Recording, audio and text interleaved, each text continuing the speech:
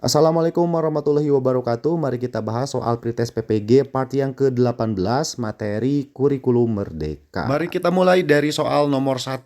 Kurikulum merdeka diyakini sebagai kurikulum yang memerdekakan kepada semua pihak.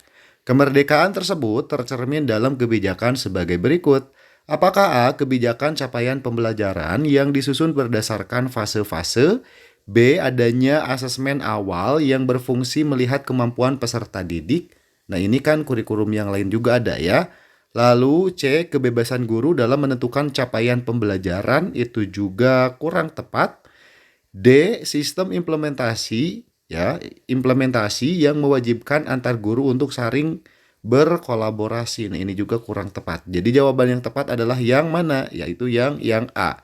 Yaitu kebijakan capaian pembelajaran yang disusun berdasarkan fase-fase. Jadi kata kuncinya adalah berfase-fase ya. Jadi jawabannya adalah yang A.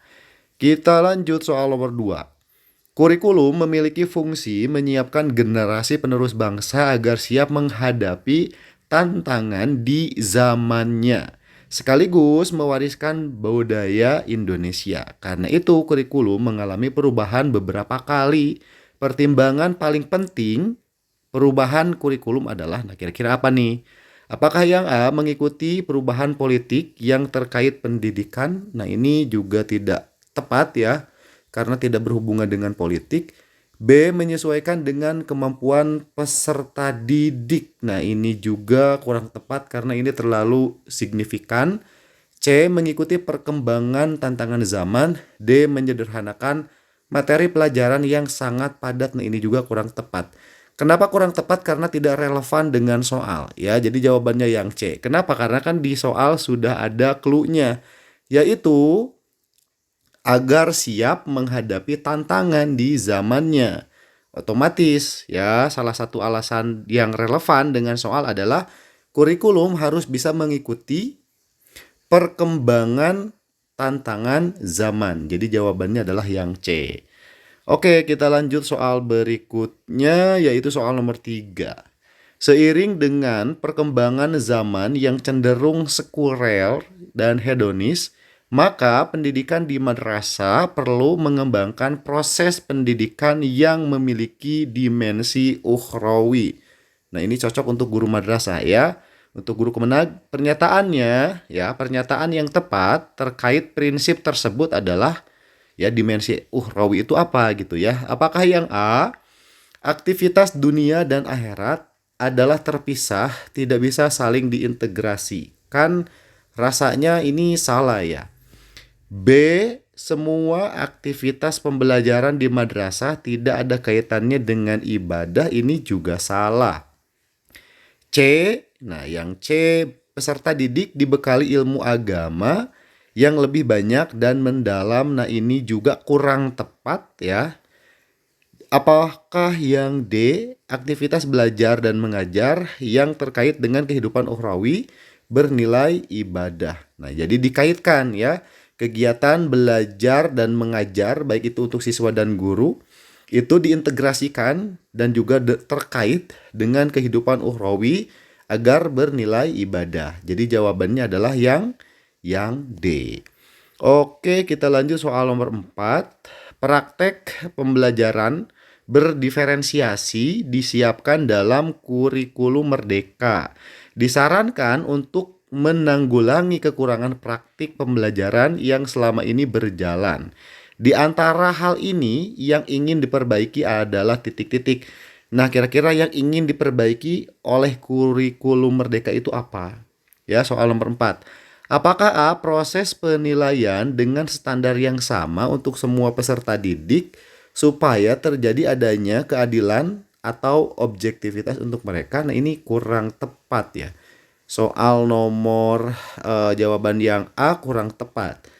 Oke, kita lanjut yang B, memperlakukan peserta didik dalam pembelajaran tanpa memperhatikan tingkat kemampuan, minat, dan kecenderungan peserta didik.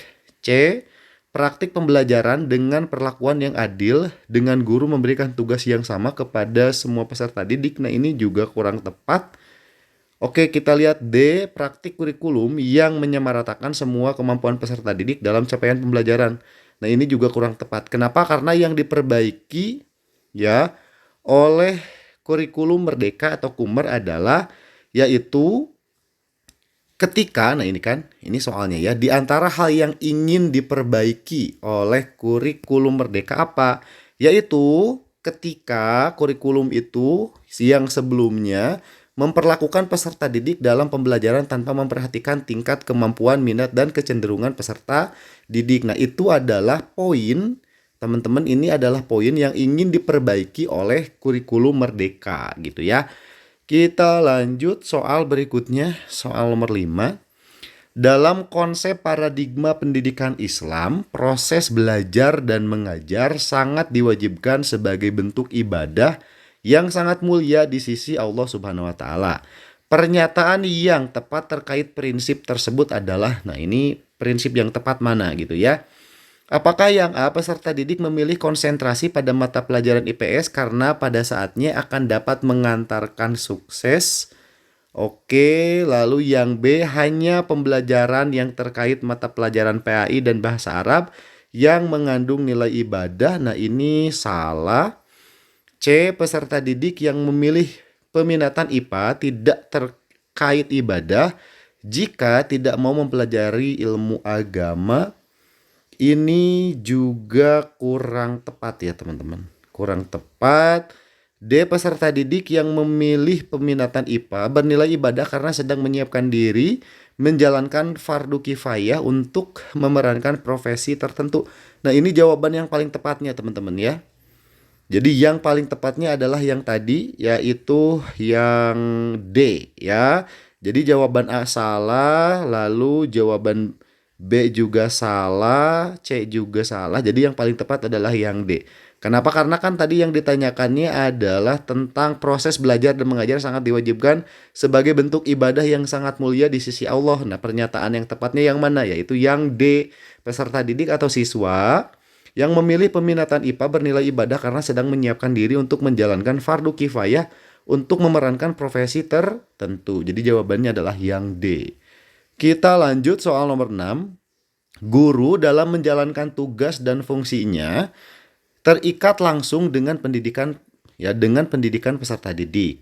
Agar memiliki berdimensi ukhrawi dan bernilai ibadah, maka proses pembelajaran hendaknya didorong oleh niat yang baik dan dilakukan sesuai peraturan yang berlaku. Nah, pertanyaannya, pernyataan yang tepat terkait hal tersebut mana? Apakah A, menjalankan tugas dan fungsi guru adalah kewajiban agama yang berkonsekuensi surga dan neraka saja? Nah, ini tentunya kurang tepat. Oke, kita lihat yang B, menjalankan tugas dan fungsi guru adalah kewajiban untuk menjalankan perintah agama sekaligus kewajiban karena adat atau peraturan pemerintah ya maksudnya. C, menjalankan tugas dan fungsi guru adalah kewajiban karena dasar peraturan yang tidak ada konsekuensinya surga dan neraka. Ini juga kurang tepat. D, menjalankan tugas dan fungsi guru merupakan kewajiban sebagai hamba yang beragama dan tidak terkait dengan dunia. Nah, ini juga kurang tepat. Jadi jawaban yang tepat yang mana? Berarti yang B. Nah, ya, jawabannya adalah yang B. Nah, teman-teman, ini adalah soal-soal yang sering muncul dan kemungkinan besar akan muncul pada pretest PPG. Terima kasih ya teman-teman sudah menyimak. Saya doakan semoga lulus ya, lulus PPG tahun 2024.